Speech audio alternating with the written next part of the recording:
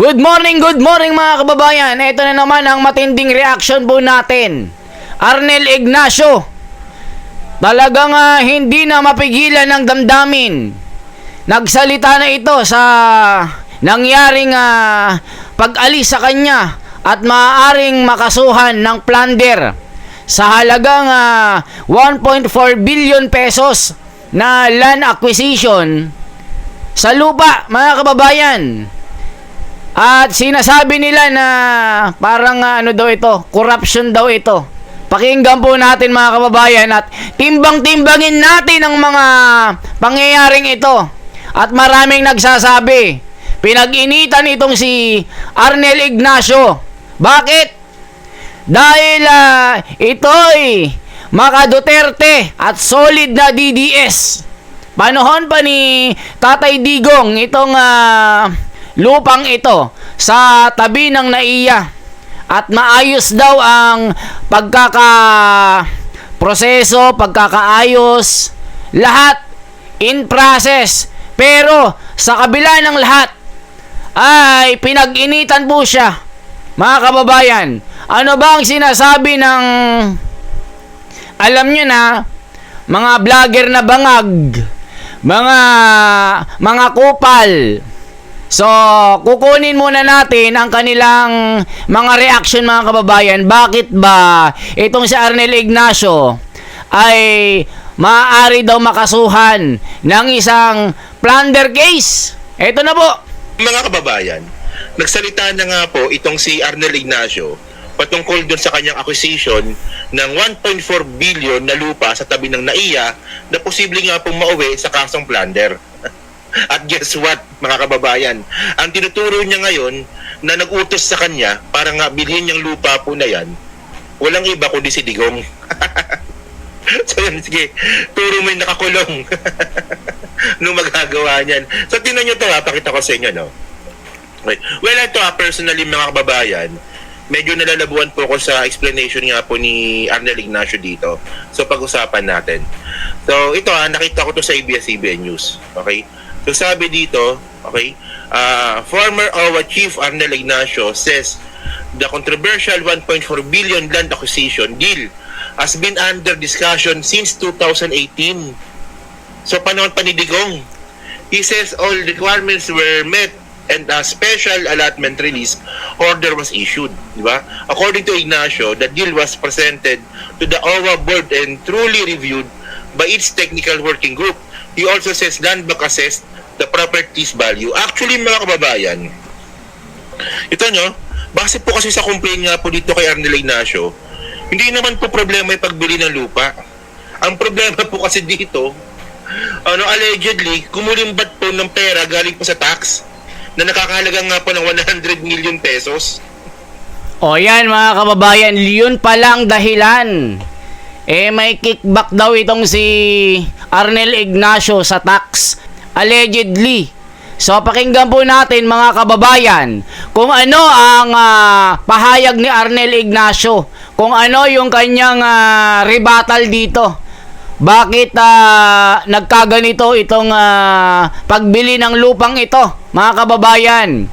Gaya nga ng sabi ko, pagka mga kupal na vlogger, alam nyo na, mga kababayan, dahil nga panahon pa doon ni Tatay Digong, dinidikit yung pangalang Duterte, alam na, ilista na. Diba, mga kababayan? Ganyan po. Ito rin si Takero. Alam nyo itong magkakalat lang ito ng mga fake news, mga kababayan. Alam nyo po ito. Sinisiraan ng Iglesia ni Cristo. Sinisiraan si Senador Marcoleta. Galit na galit sa mga kapatid. Kaya nga itong si Takero, sikat na sikat sa mga kapatid dahil sa kakupalan nito. Daming sinasabing mga kung ano-anong pangbabastos kay Caro Dante. Ngayon, silipin po natin ang reaksyon ni Arnel Ignacio sa isyong ito. Idiniin ni dating OWA Administrator Arnel Ignacio na dumaan sa tamang proseso ang pagbili ng lupa na nagkakahalaga ng mahigit 1 bilyong piso para sa itatayong halfway house ng OWA. Wala umano siyang kinita sa transaksyon. Nakatutok si Mariz Umali.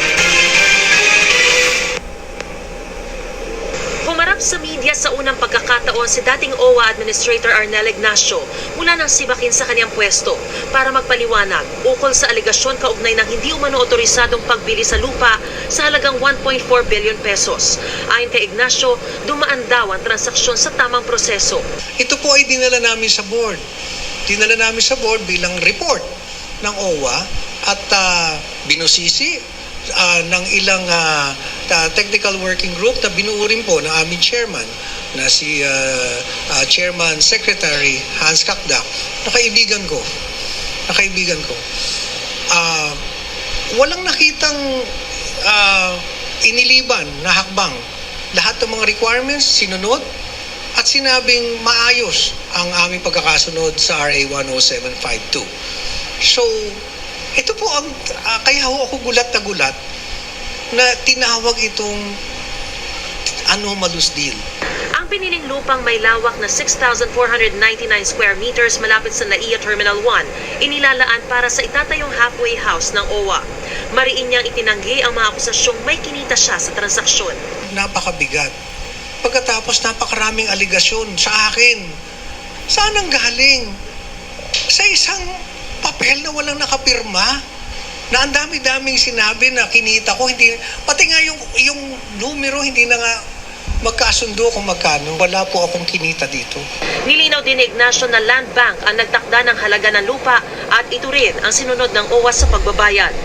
As our government financial institution, it's the Land Bank who assessed the value and it is exactly the amount that OWA paid. Ayan mga kababayan. Wala do kinita kahit 5 duling itong si Arnel Ignacio. Pinag-initan lang daw umano ito. Ang daming mga netizen na nagko-comment dito mga kababayan. Kasi syempre, panahon pa ni Tatay Digong. Itong dormitory na ito ay para sa mga OFW. Pero, syempre, hindi kaalyado. Pro Duterte itong si Arnel Ignacio. Syempre, pag-iinitan. Yan ang sinabi ng mga netizen, mga kababayan. Ano sa tingin nyo? Bakit napag-initan si Arnel Ignacio dito? O ito ay isang talagang mga kababayan, pag hindi ka kaalyado, pag-initan ka. Yan ang sabi ha. Ano sa tingin nyo? May katotohanan ba itong binibintang kay Arnel Ignacio? O wala? O isa lamang itong dahil hindi ka kaalyado, pag-iinitan ka. Ang sabi pa ng iba, tanim kaso. O di ba? Kung ano po ang masasabi nyo, mga mahal kong mga kababayan, mag-komento po kayo.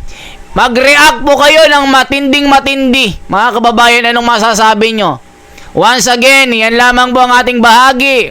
Ako po, si The Wonder sa Philippines. Pinakamaingay, pinakamalupit, pinakasikat na komentarista sa balat ng YouTube. Mabuhay po!